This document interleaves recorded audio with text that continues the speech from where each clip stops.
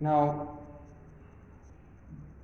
डर को दूर करने का एक ही उपाय है, वो क्या उपाय है? आत्मिक शक्ति को बढ़ाना, आध्यात्मिक शक्तियों को बढ़ाना, आत्मा के विषय में बात करना, आत्मा को और करना, आत्मिक शक्ति को बढ़ाना। करेक्ट है। किस शक्ति के बल पर गांधी जी अंग्रेजी साम्राज्य से टकरा गए? कौन सी शक्ति थी जिससे गांधी जी अंग्रेजी साम्राज्य से टकरा गए? वो थी उनके आत्मिक शक्ति। ठीक है, उनके अंदर आत्मिक शक्ति थी, उसके बल पर। प्रेम का वास उसके मन में होता है जिसके मन में, प्रेम का वास किसके मन में होगा? जिसके मन में पाप नहीं होता है, दया नहीं होती है, उन्माद नहीं होता है, या प्रेम नहीं होता है। प्रेम का वास उसके मन में होता है जिसके मन में पाप नहीं होता है। ठीक है, प्रेम कहाँ पर बस होगा? जिसके मन में पाप नहीं होगी। किसका त्याग करके सम्राट अशोक महान कहलाए? सम्राट अशोक पढ़ा था हमने चैप्टर में। वो किसका त्याग किया था उन्होंने? शास्त्र का, अस्त्र का, शस्त्र का त्याग किया था उन्होंने। सम्राट अशोक जी ने शस्त्र का त्याग किया था। शास्त्र, अस्त्र एंड शास्त्र। यह निर्भय होकर जीवन का आनंद लेना है तो हमें, अगर हमें अपना जीवन का आनंद निर्भय होकर बिना डर के जीना है तो हमें क्या करना होगा? शस्त्र एकत्रित करने से सुरक्षा बढ़ानी होगी? नो। मन को भजन कीर्तन में लगाना होगा? नहीं जी। अगर हमें निर्भय होकर जीना है तब क्या करना होगा? मन को भजन कीर्तन में लगाना है? नहीं। अपनी शक्ति को और बढ़ाना है, शत्रुता को भूलकर प्रेम को पहचानना होगा। This is the correct answer. ठीक है, अब लघु उत्तरी प्रश्न का फर्स्ट क्वेश्चन है, विनोबा भावे जी का मत क्या है? इस मत के का आधार क्या है? वो आपने यहाँ से टिक करना है। यहाँ पे लिखा हुआ है पेज नंबर 51 पर। विनोबा भावे का मत है कि मानव इतिहास का में ये पहला ही मौका है जब दुनिया में इतने बड़े पैमाने पर भय की भावना फैली हुई है। इस मत का आधार है दुनिया भर के देशों में बढ़ रही हथियारों की होड़, आत्मरक्षा के नाम पर देश नित्य नई शास्त्र बना रहा है। ये आपने कर लेना है। आज के हालात को देखकर हमारे मन में क्या प्रश्न उठता है? आज के हालात को देखकर हमारे मन में बहुत सारे प्रश्न उठते हैं कि मन, इंसान का मन इतना दुखी क्यों है? वो इतना भयहीन जिंदगी क्यों जी रहा है? जिसके पास हथियार है उसके मन में भी भय है, ऐसा क्यों? वी रिपीट मैनी टाइम्स, वो आपको पता ही है। जिसके पास हथियार है उसके मन में क्या भय होगा मालूम है? सपोज करो कि आपके पास बंदूक है और आपके पास और भी हथियार हैं, तो आपको यही डर रहेगा कि अगर आप कहीं सो गए, अगर आपसे कोई ताकतवर बलवान मिल गया तो उसको छीन कर वो आपकी ही जान ले लेगा। इसलिए हथियार रखना नुकसानदायक है, नहीं? वो गांधी जी ने भारतवासियों को कौन सा मंत्र दिया? इस मंत्र का क्या प्रभाव पड़ा?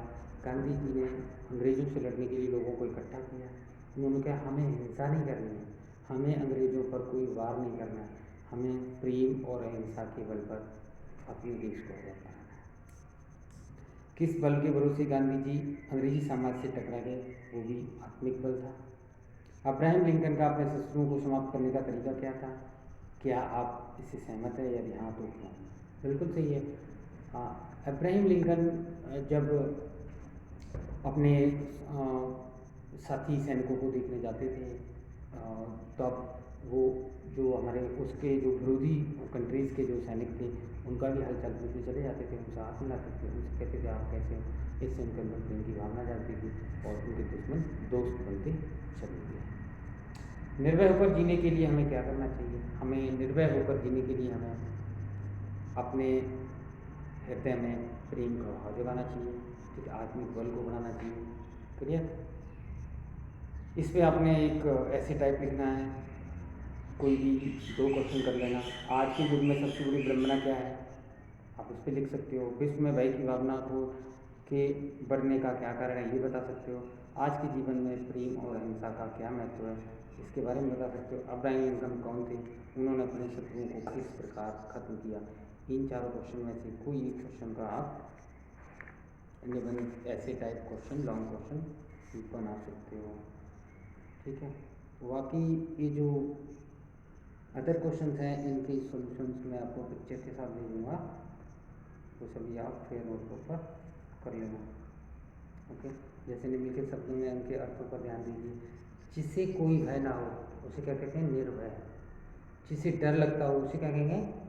ये आप मुझे बताओगे। जिसे डर लगता हो उसे क्या कहेंगे? डरपोक। ठीक है। ऐसे शब्दों के अर्थ इसमें लिखे हुए हैं। इसमें इस आप प्रत्यय बनाएंगे, ऐसे ही 4 शब्द बनाइए, जैसे पौराणिक, ठीक है, ऐतिहासिक, आत्मिक, ऐसे प्रत्यय आपको बनाने हैं। आपका ये तो ओनली वन। निम्नलिखित प्रश्नों के रंगीन शब्दों पर ध्यान दीजिए। दुनिया ज्यों-ज्यों शस्त्र ज्यों-ज्यों दुनिया में, थर्ड क्वेश्चन बता रहा हूँ, दुनिया में ज्यों-ज्यों शस्त्र बढ़ते जा रहे हैं त्यों-त्यों मनुष्यों में एक दूसरे से डर बढ़ता जा रहा है।